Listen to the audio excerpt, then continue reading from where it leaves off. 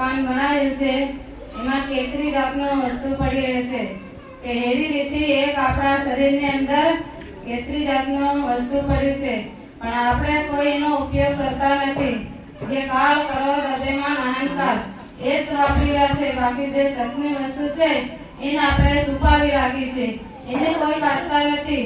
એક આપણે જેવી રીતે બિયારણ કેવું ભરી મૂકી એવી રીતે એ છુપાવી મેળવ્યું છે, પણ જ્યારે આપણે સદગુરુના દરબારમાં આવશું ત્યારે સદગુરુ આપણા તાળા ખોલશે ત્યારે એ વસ્તુ આપને દેખાશે, બાકી એમથી દેખાય નહીં।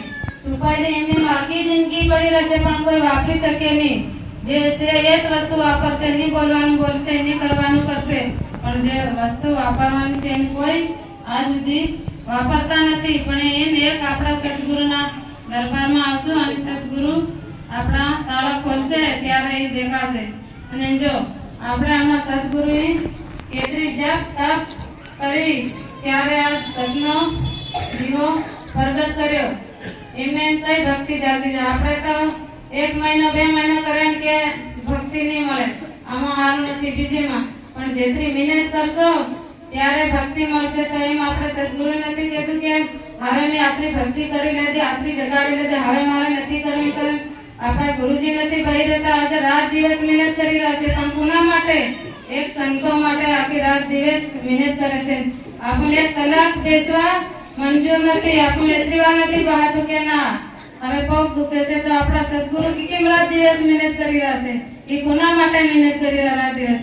આ તો થોડો આકાશમાં દીવો પ્રગટ કર્યો, ગામે ગામ આપણા સદગુરુનો દીવો પ્રગટ થાય છે, ગામે ગામ દુનિયા ગામે ગામ આજ બધા કરતા પહેલા નંબર આપણા સદગુરુનો છે।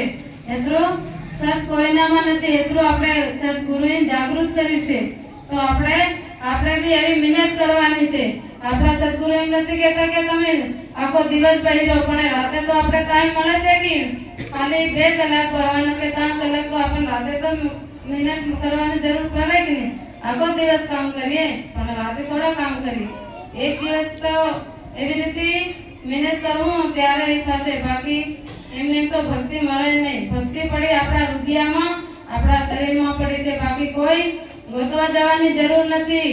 જે મહેનત કરવું ને તો સતમાં દીવો પડશે, બાકી એમને તો તમને મળશે ને દે ના દે પણ આખી જિંદગી પૂરી થશે પણ ભક્તિ જાગૃત થાય નહીં। જેટલી મહેનત કરો જપ તપ કરો ને એક મન તનથી બહો ત્યારે આપણી ભક્તિ આપણા હૃદયમાં રહીને આપણું દર્શન થશે કે સતનો દીવો પ્રગટ થાય, બાકી એમનો પ્રગટ ના થાય।